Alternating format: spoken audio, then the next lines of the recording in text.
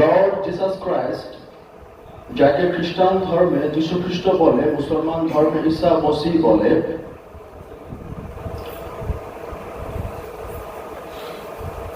তিনি আবির্ভূত হলেন তার একদিন তার ডিসাইপলস, তার সব শিষ্য ভক্তদের নিয়ে, জন, পিটার, যারা যারা ছিলেন ওই সময়,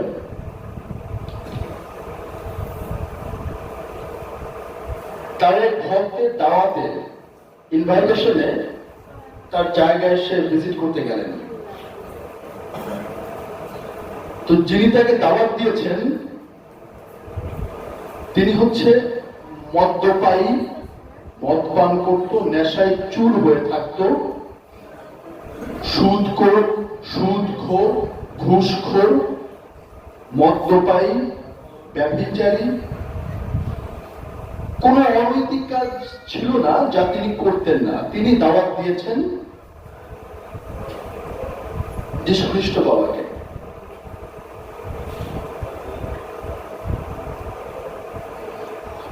তো তিনি দরবার সহ তার ভক্তবৃন্দ সহ যাচ্ছেন, চলো যায়। তো কাছাকাছি আসার পরে এক ভক্তরা বলতেছেন, Lord, do not go there, you will be contaminated.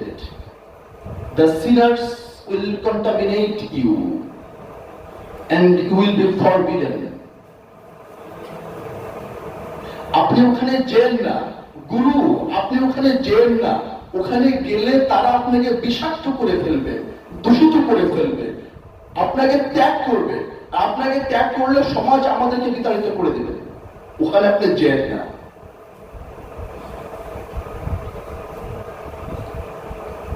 ভক্ত কিন্তু বলতেছে, ডিসাইপলস ভগবান যীশু খ্রিস্টের পেছন পেছন আসছিলেন, ভগবান যীশু খ্রিস্টের পেছনে পেছনে তারা আসছিলেন। ওখানে লর্ড জিসাস ক্রাইস্ট দাঁড়িয়ে গেলেন এবং বললেন,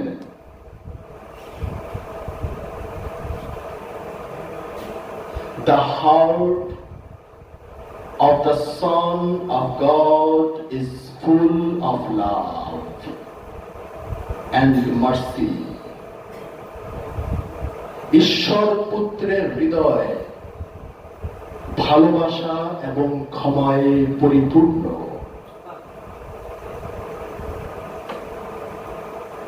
There belongs nobody to contaminate myself. আমাকে দূষিত করতে পারে এমন কিছু নাই।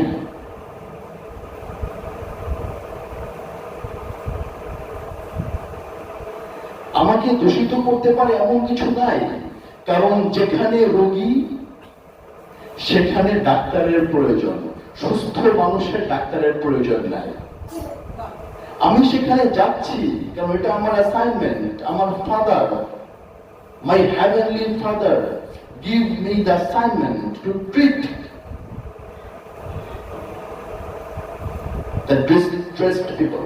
আমাকে আমার পিতা অ্যাসাইনমেন্ট দিয়েছে, তুমি যাদের রোগ, শোক, দুঃখ, তাদেরকে ট্রিটমেন্ট করো। আমার পক্ষ থেকে তুমি যাও, যারা তোমাকে ভালোবাসবে, যারা তোমার প্রতি তো তাদের হৃদয় সঁপে দিবে, জেনে রেখো তারা আমার প্রতি তাদের হৃদয়টুকু সঁপে দিল।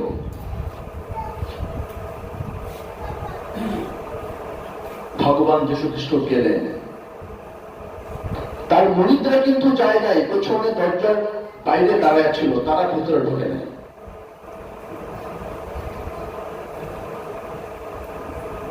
ভগবান যীশু খ্রিস্ট গেলেন,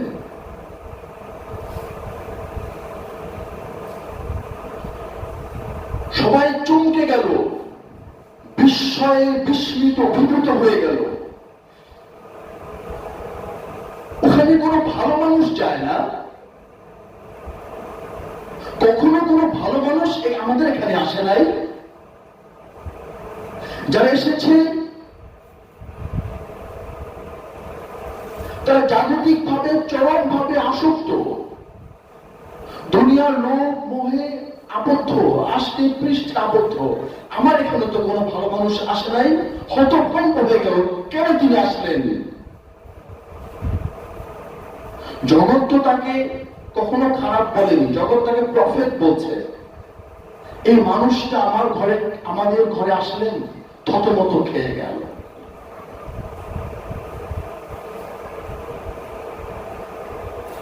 মানুষগুলো থতমত খেয়ে গেল।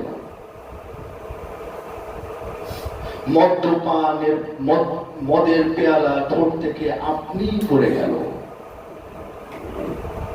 উশৃঙ্খলতা বিশৃঙ্খলতার যে চাদর তাদের গায়ে আসতে পৃষ্ঠে লেগেছিল, মনের অজান্তেই সবকিছু থেমে গিয়ে তারা স্ট্যান্ড বাই মূর্তির মতো দাঁড়িয়ে রইল, নির্বাক নিস্তব্ধে দাঁড়িয়ে রইল। কেন তিনি আসলেন আমাদের কাছে? এই গৃহে তো কোনো ভালো মানুষ বাস করে না। জগৎ আমাদেরকে ত্যাগ করে দিয়েছে। ধর্মের সমস্ত যারা প্রিচার্স, যারা ধর্ম প্রচার করে, সিনেগগ, পান্ডা, পুরোহিত, তারা আমাদেরকে নির্বাসন দিয়েছে। তারা আমাদেরকে গ্রহণ করে নেয়নি। তারা আমাদেরকে ধিক্কার জানায়, আমাদেরকে দেখলে তারা থু থু দেয়। তাদের গৃহে আমাদের প্রবেশ করতে দেয় না। তারা বলে ঈশ্বরের ঘর, তোমরা সেখানে প্রবেশ করতে পারবে না, আমাদের ঈশ্বরের ঘর অপবিত্র হয়ে যাবে। আমি তো সেটাই শুনে এসেছি। তাহলে তিনি কি করে আসলেন? হতভম্বের মতো তাকিয়ে রইলেন যীশু খ্রিস্টের দিকে। যীশু খ্রিস্ট বললেন, তোমরা অস্থির হয়েও না, তোমরা বসো, আমি তোমাদের সাথে সাক্ষাৎ করতে এসেছি, আমি তোমাদের সাথে সময় টাইম স্পেন্ড করতে এসেছি। দেও আমাকে আপ্যায়ন করো, কি আছে তোমাদের? তোমরা ধীর স্থির থাকো, তাড়াহুড়ো করো না, রিল্যাক্স। আমি তোমাদের সাথে মিলিত হতে এসেছি, আমি তোমাদের মতোই।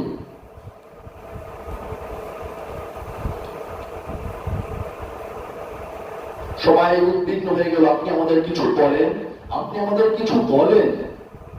রাবাই, লর্ড, আমাদের নেতা, please tell something for us. কিছু আমাদেরকে বলেন, কিছু। তখন উনি বললেন, আমি তোমাদেরকে একটি ছোট্ট স্টোরি বলি, শোনো, একটি গল্প। এক রাজ্যের রাজার দুইটি ছেলে ছিল।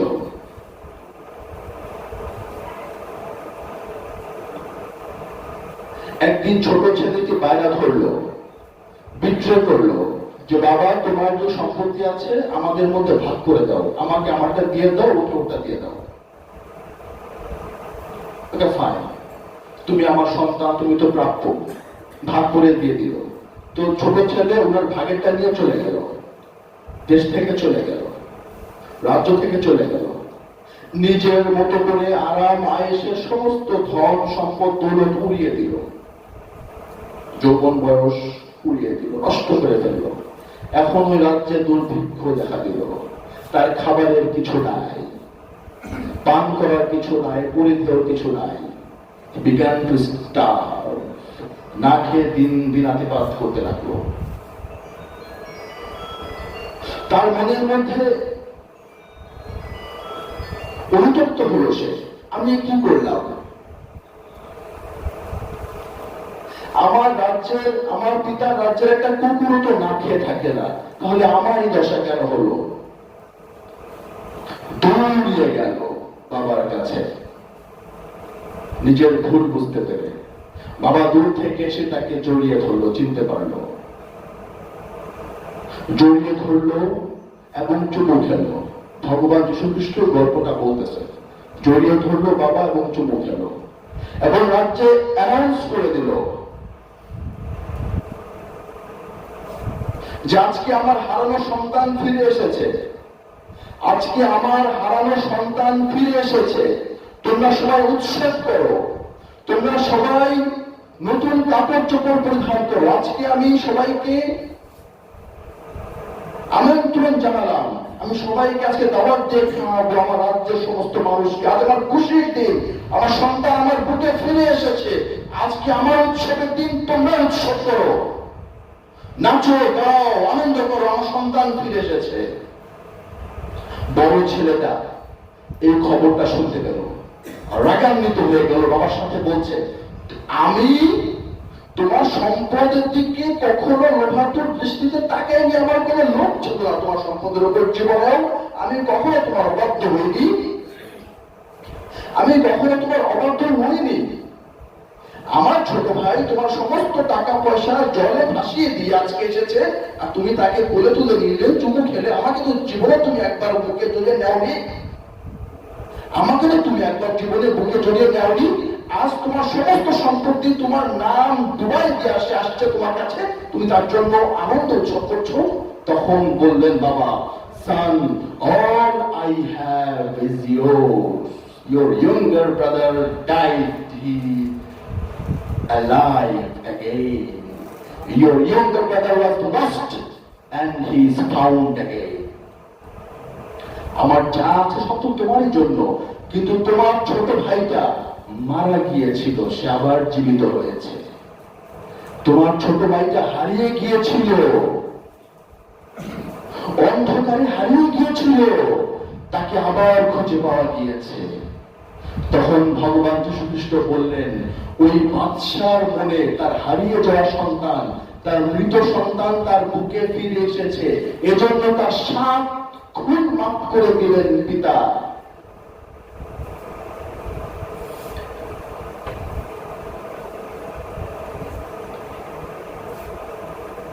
ওই রাজা তার সন্তানের 7 খুন মাফ করে দিলেন, তার হৃদয়ে ভালোবেসে অনুতপ্ত হয়ে ফিরে এসেছে, এটা ফিল করে।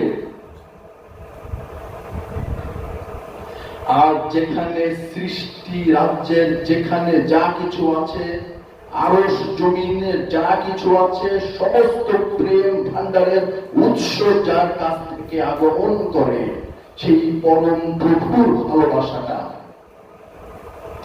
কোন মাত্রায় হতে পারে তার ভক্তের জন্য।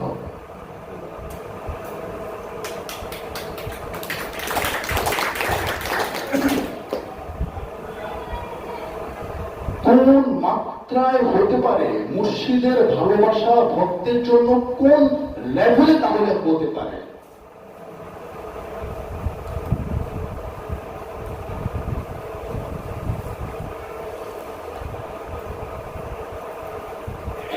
লোকনাথ ধর্মচারী বলছেন,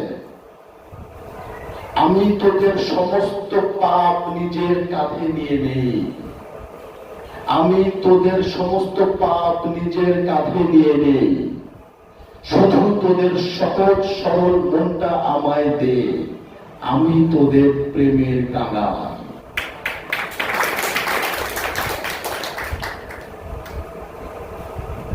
মুর্শিদে আওলাদ বাবা বেদ মুয়ার্সি এটাই বললেন,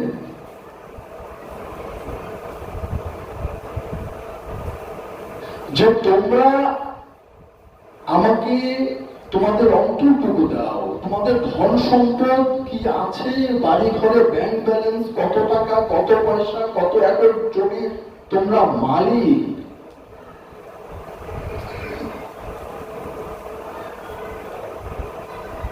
সেটা আমার ধর্তব্যের বিষয় নয়। যদি ধর্তব্যের বিষয় থাকতো তোমরা আমাকে নাগাল পেতে না, নাগাল পেতেন না, কারণ আমি চাইলে ব্যাংক ব্যালেন্সের অভাব হতো না। বাবা জাহাঙ্গীর এবং তার আওলাদ বর্গ চাইলে ব্যাংক ব্যালেন্সের অভাব হতো না, ধন সম্পদের অভাব হতো না, বিশ্বাস করেন হতো না।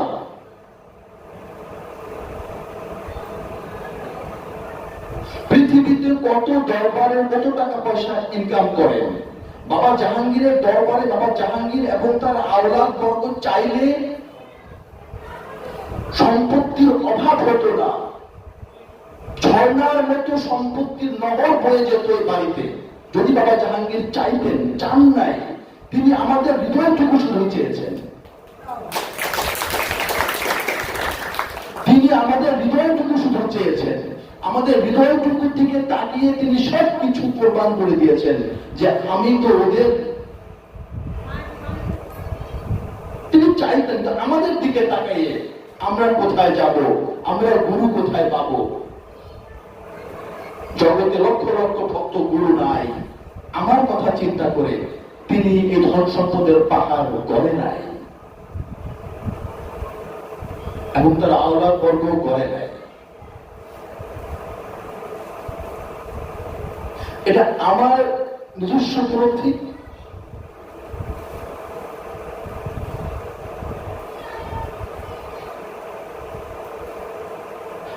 আল্লাহ পাক কোরআনুল কারীমে বলছেন, আমি তোমাদের কর্ম দেখি না, আমি তোমাদের কোন আমল দেখি না, তাহলে তুমি কি দেখো?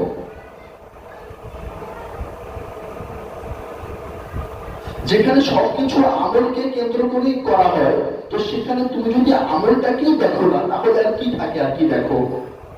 আমাকে এটা বোঝাও। তো তিনি বললেন, আমি জাস্ট তোমরা যে আমলটা করছো, এই আমলটা করার পেছনে জাস্ট তোমরা যে আমলটাতে ঝাঁপ দিচ্ছ, যে কর্মে তোমরা ঝাঁপ দিচ্ছ, এই কর্মটাকে কেন্দ্র করে ঠিক তার আগ মুহূর্তে এবং সেই সময়টাতে তুমি কি চিন্তা করে কাজটা করছো, আমি চিন্তা করবো দেখি। তুমি কেন করছো এই কাজটা? ওই যে কেন করছো, এই যে প্রশ্নটা, এর উত্তরটা আমি শুধু বুঝি।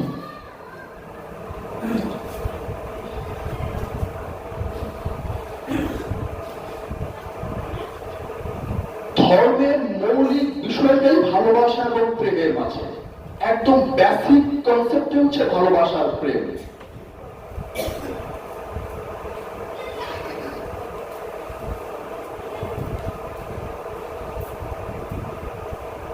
মান আরাফা নাফসাহু ফাকাদ আরাফা রাব্বাহু, এই পুরোটাই ভালোবাসার বাণী, ভালোবাসার বাক্য।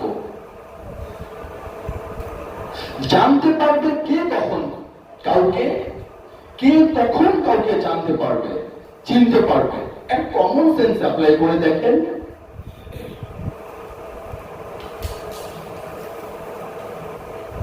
একটা কমন সেন্স অ্যাপ্লাই করে দেখেন। আমি আমার হৃদয়ের গভীরে যে সেন্টিমেন্টটুকু আমি লালন করি, আমি তো এটা কবির ভাইকে দেখাবো না, জীবনে দেখাবো না, আমি আমাকে নিজেকে উন্মুক্ত তার সামনে করবো না, তো কখনোই করবো না। কেন করবো? আমি আমার নিজেকে মেলে ধরবো কেন সবার সামনে?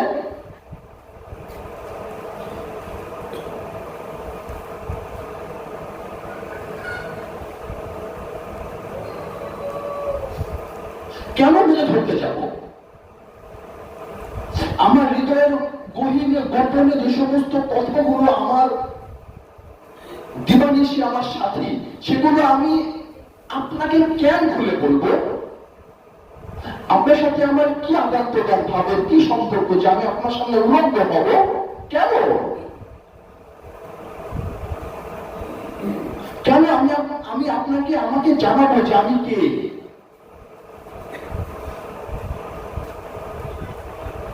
পেছনে তাহলে কি কাজ করবে? কোন শক্তিটা কাজ করবে? জ্বালানি শক্তিটুকু কি তাহলে, যেই জ্বালানি শক্তি বলে আমি আপনার সামনে উলঙ্গ হয়ে যাব?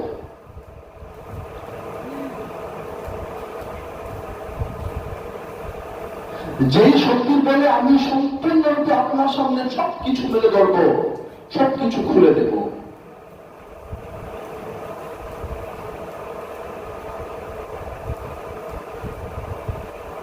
সেটাই ভালোবাসা।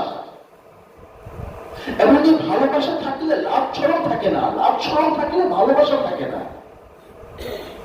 আপনি নিজেকে সবচেয়ে বেশি ভালোবাসেন দেখেই আপনি নিজের কাছে নিজে উলঙ্গ হতে পারেন, লজ্জা লাগে না। Common sense.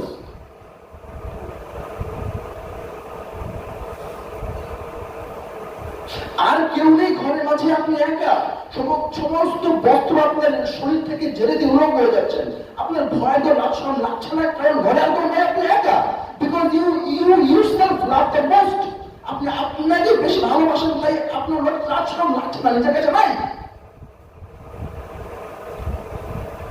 ঘরে আরেকজন থাকলে আপনার শরম লাগছে, কারণ আপনি আর সে যে এক দেখতে পাচ্ছেন না, তাই আপনি তার থেকে নিজেকে সেপারেশন করে তাকে ভাবছেন, তাই আপনাকে একটা লাভ স্মরণ করছেন, লজ্জা হচ্ছে তার কাছে। That's it।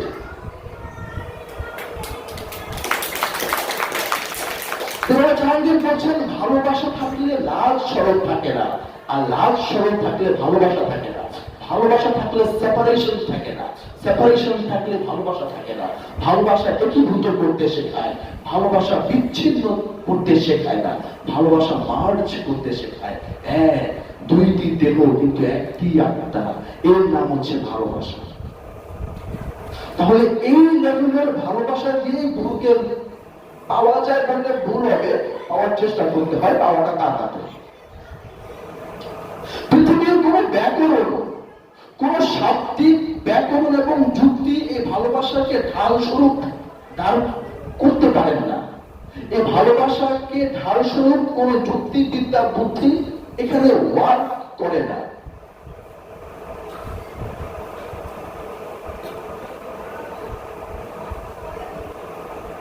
ছয় কোটি বছর আজাজিল আলাইহিস সালাম বাবার বন্দী করেছেন, 6 কোটি বছর বন্দী করেছেন, 6 কোটি বছর দাসত্ব করেছেন।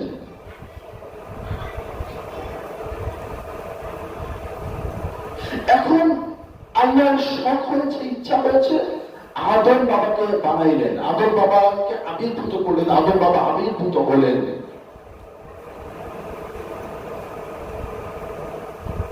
Bow your head to Adam.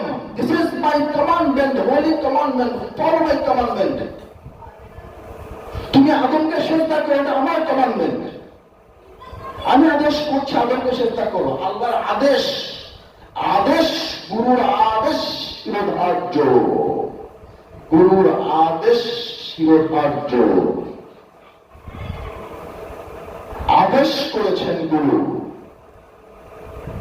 আদমকে সেজদা দাও। বাবা শামসুদ তাবরিজ তার কিতাবে গোপন রহস্য বলে দিয়েছেন, বাবা জাহাঙ্গীর বলে দিয়েছেন। রিকোয়েস্ট ছিল না, রিকোয়েস্ট ছিল না যে রিফিউজ করতে পারে। ইট ওয়াজ এ কমান্ডমেন্ট, যে আদেশ ছিল। এত বছর যার পূজা করলাম, যার বন্দেগী করলাম, তার আদেশ। উনি বললেন no no no no no, I cannot bow my head to Adam because I am superior than him. আমি আমার মাথা তার সামনে নত করতে পারি না, কেন আমি তার থেকে উত্তম। আনা খায়রুম মিনহু।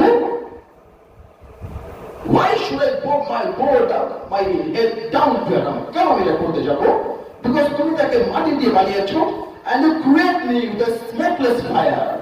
তুমি আমাকে ধূম্রবিহীন স্মোক, ধোঁয়া দিয়ে বানিয়েছো, ধূম্রবিহীন আগুন দিয়ে বানিয়েছো, আর তুমি তাকে কাঁচা গোলা মাটি দিয়ে বানিয়েছো। আমি তার থেকে উত্তম। কোন যুক্তিতে আমি তাকে সেজদা করবো? কেমনে বলো আমাকে? তুমি বললেই হবে না। আশ্চর্য, তুমি বললেই হবে নাকি? যা তুমি তাই করুন নাকি?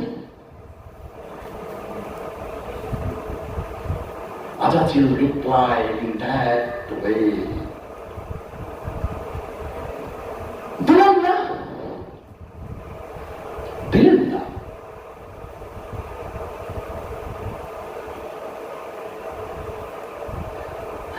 আজাজিল সেজদা দেয় নাই।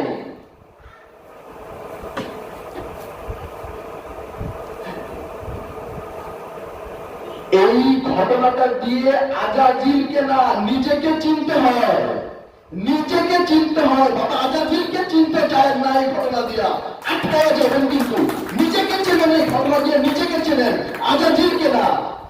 কারণ আজাজিলের ঘটনার সূত্রপাত করছে ইচ্ছাকৃত ভাবে আমাকে দেখানোর জন্য, যে বাবা আমি এই লীলা করে গেলাম এটা দেখাইতে যে এই ধরনের অহংকার তোমার মধ্যে আছে, এই ধরনের মস্তক না করে যে টেন্ডেন্সি তোমার মধ্যে আছে, তোমার জন্য আমি এই ঘটনা ঘটাইছি, তোমাদেরকে দেখানোর জন্য আমি এই ঘটনার সূত্রপাত ঘটাইছি। আমার জন্য নয়, আমি স্বেচ্ছায় দেই নাই। কিন্তু যাতে তোমরা বুঝতে পারো যে এই অহংকার বোধ, এই অহংবোধটুকু তোমাদের মধ্যে আছে, বিরাজ করে 100 এটাকে এস্টাবলিশ করার জন্য, তোমাদের কাছে তোমাদের চেহারাটাকে উলঙ্গ করে দেখানোর জন্য আমি ইচ্ছা করে সেজদা দেই নাই। বাবা আজাজিলের জন্য নয়, বাবা আজাজিল ধ্যানস্থ হয়ে দেখলেন। আবার বইতে আছে, বাবা আজাজিল ধ্যানস্থ হয়ে দেখলেন এত বছর আমি যার গোলামি করেছি, এত জন্মান্তর আমি যার গোলামি করেছি, যার সেবা করেছি, এত বছর যার চোখের পানে তাকিয়ে আমি লক্ষ যোজন অতিক্রম করেছি ভালোবাসার চাহনি দিয়ে, সে আমার কাছ থেকে একটু আর্জি করেছে। সে আর্জিটুকু হচ্ছে for the sake of my love.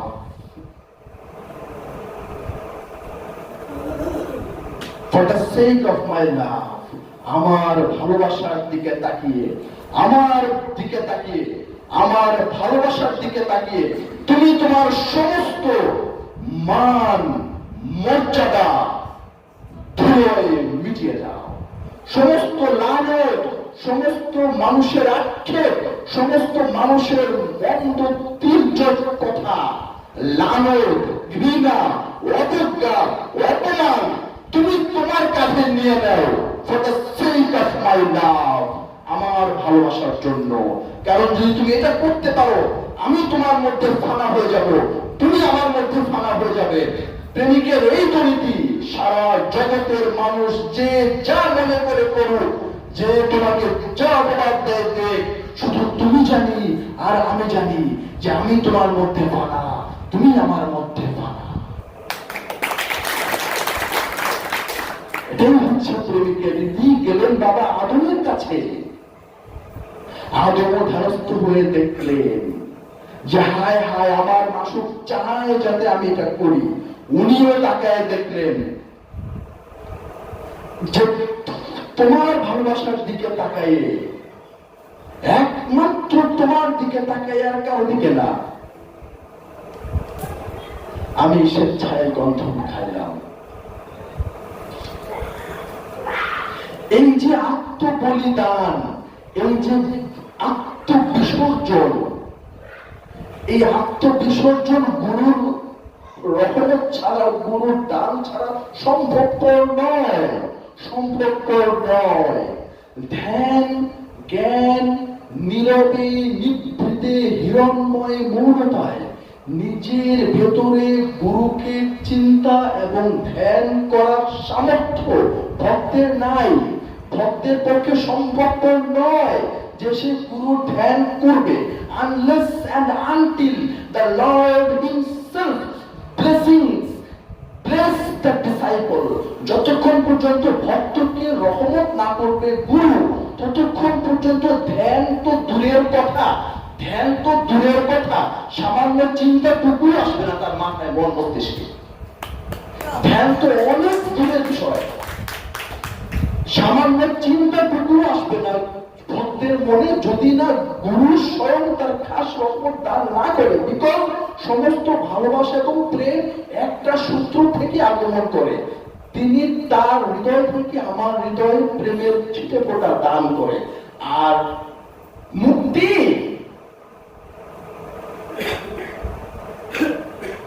তাকে পাওয়ার চরম নেশায় বিভোর আসে।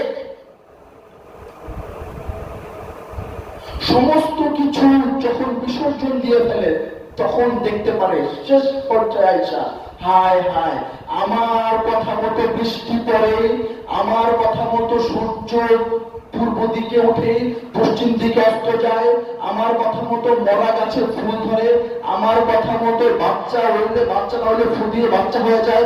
কিন্তু এতগুলো ক্ষমতা আমি অর্জন করার পরেও, এতগুলো ক্ষমতা অর্জন করার পরেও, জাগ্রত মোকামের শেষ সিঁড়িতে দাঁড়াইয়া অনেকগুলো ক্ষমতা আমি অর্জন করার পরেও শেষ মুহূর্ত পর্যন্ত আমার একটাই না পাওয়ার বেদনা, একটাই না পাওয়ার বেদনা।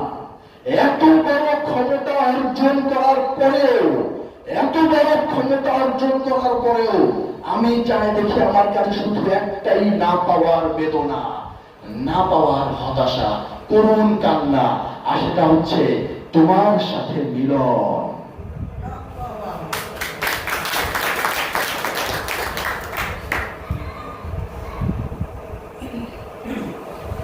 তাই গুরু বাহাদুর দানা বললেন তার শিষ্য গুরু নানকজিকে, তুমি অনেক কিছু অর্জন করেছো, কিন্তু আমি এখন তোমাকে দেব, দান করব, ভিক্ষা দেব, ভিক্ষা দেব, যাকাত দেব, সাদকা দেব, দান করব, খয়রাত দেব, প্রেম ভিক্ষা দেব। তখন তুমি আসতে পারবে আমার কাছে। একমাত্র প্রেম ভিক্ষা আমি তোমাকে দেব। যা তোমাকে দিলাম, যাও দিলাম। না না না, তুমি বন্দেগীর কারণে আমাকে পাও নাই। বন্দেগীকে মাইপা, বন্দেগীকে পাল্লায় মাইপা আমাকে পাও নাই, পাহাড় পরিমাণ বন্দেগি করে আমাকে পাও নাই। আমাকে পাইছো বন্দেগি করার উসিলায় পাইছো, কিন্তু ওটা দিয়ে পাও নাই। Trying to be noted very sophisticated and সূক্ষ্ম, ওটা দিয়ে আমাকে পাও নাই। ওটা করেছো, আমার দয়া হয়েছে, ওটা অন্য জিনিস। কিন্তু এগুলোর বিনিময়ে exchange of love does not exist. বিনিময়ে ভালোবাসা চলে না, ভালোবাসার দান চলে। ভালোবাসায় যাও, তোমাকে দিলাম, যাও।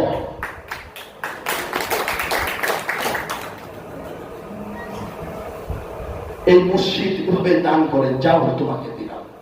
এটা মনে করা যাবে না যে আমি বন্দেগি করেছি এর বিনিময়ে দিয়েছে। হ্যাঁ, ওটাও করতে হয়, ওটা না করলে তো ওটা করতে হয়, বাহ্যিক স্রোতে করতে হয়, কিন্তু কনসেপ্ট হচ্ছে ওটার বিনিময়ে উনি আমাকে দেন নাই। উনি নিঃশর্ত, একদম আনপ্যারালাল এবং আনকন্ডিশনাল আমাকে গফুরুর রহিম রূপে দান করেছেন। গফুরুর বাবা জাহাঙ্গীরের বইতে আছে, গফুরুর রহমান হচ্ছে সাধারণ দান, গফুরুর রহিম হয়, গফুরুর রহমান হয় না। বিকজ রহমান সাধারণ দান, ক্ষমার পরে রহিম, ক্ষমাটাই স্পেশাল। ক্ষমার পরে তোমার শত পাপ, ওই যেরকম রাজা তার সন্তানকে ক্ষমা করেছিল নিঃশর্ত ক্ষমা, সেরকম মুর্শিদ তার ভক্তকে নিঃশর্ত ক্ষমা করে টান দেয়, ক্ষমা করে টান দেয়, ক্লিন করে, আগে দ্রুত করে সমস্ত কিছু ওয়াশ নিজে করে, নিজে পানি ঢাইলা ওয়াশ করে, নিজে মদ দিয়া পানি ঢাইলা হৃদয় পরিষ্কার করে, নিজের হাত দিয়ে করে, ভক্তের হাত দিয়ে না, নিজে সাফ করে। যাও তোমাকে ধুয়ে দিলাম, এবার আসো। আমি করি নাই, আমি আমার অন্তর পরিষ্কার করি নাই, তিনি সাফ করে দিছে। এটাই গফুরুর রহিম, ক্ষমার পরে রহিম রূপে দান। মনে হচ্ছে যে আমি কোথায় আমারটা পরিষ্কার করতেছি, no no no no, illusion, ভণ্ডামি, যারা যারা মিথ্যা কথা।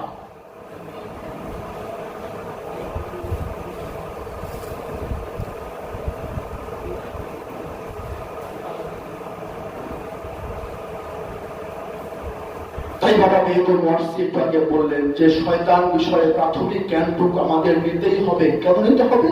কারণ আমি যে এর মাঝে আসতে পৃষ্ঠে বাধা, শয়তান, মরদুদ, খান্নাস, ইবলিশ এবং চারটা মিলে খবিশ, এই পাঁচটার ভিতরে আমি আসতে পৃষ্ঠে বাধা।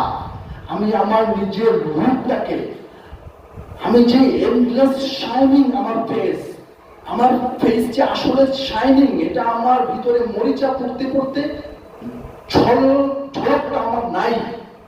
কারণ আমি আমার আসল রূপে আবির্ভূত হতে পারি নাই। আমি মোহমায়ে আবদ্ধ, এই চারটা রূপের মাঝে আমি আসতে পৃষ্ঠে আবদ্ধ।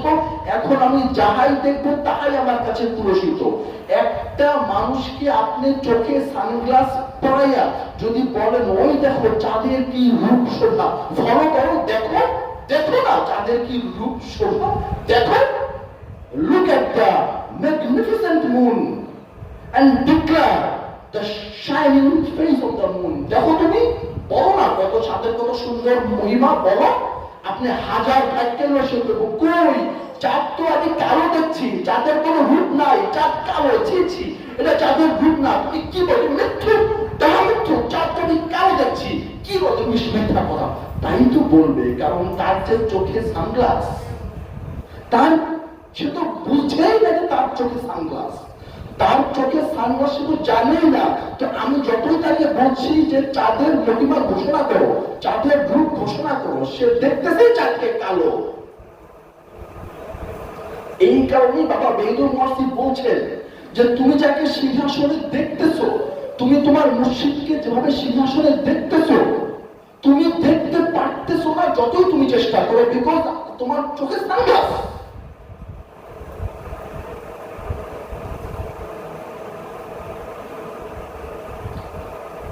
সানগ্লাস কালো, কালো পর্দার ভিতরে আমি থেকে আমার মুর্শিদকে তো কালোই দেখবো। তাই যতই ভালো কথা, যতই সুখময় কথা, উদার বাণী প্রচার করা হোক না কেন, বিদেশে কিন্তু আমি পরিপূর্ণভাবে খান্নাস, আমি নিজেই শয়তান, নিজেই মরদুদ, নিজেই ইবলিশ, সবকিছু আমি নিজেই। তো এই অবস্থার মধ্যে আমি আমার মুর্শিদকে দেখতে পারবো না। এই কারণেই বাবা মেহেদুর ওয়ার্সি বলছেন যে প্রাইমারি লেভেলে তোমাকে এই 4টা রূপ সম্পর্কে গভীর গবেষণা করতেই হবে নিজেকে চেনার জন্য। তখন তুমি বুঝতে পারবে যে তোমার এই ধোঁকাগুলা তোমার মধ্যে বিরাজ করে, তুমি এগুলোর মধ্যে বাস করছো। বারবার দেখো সুফিবাদ আত্মপরিচয় একমাত্র পথ প্রথম খণ্ডের 115 পৃষ্ঠায় বাবা বেদুমর্সি নিজেই খুলে বললেন যে এটা বারবার পড়ো, বারবার দেখো, আর তাসাব্বুরে শায়েখের মধ্যে ডুবে যাও। এই বলে বক্তব্য শেষ করছি।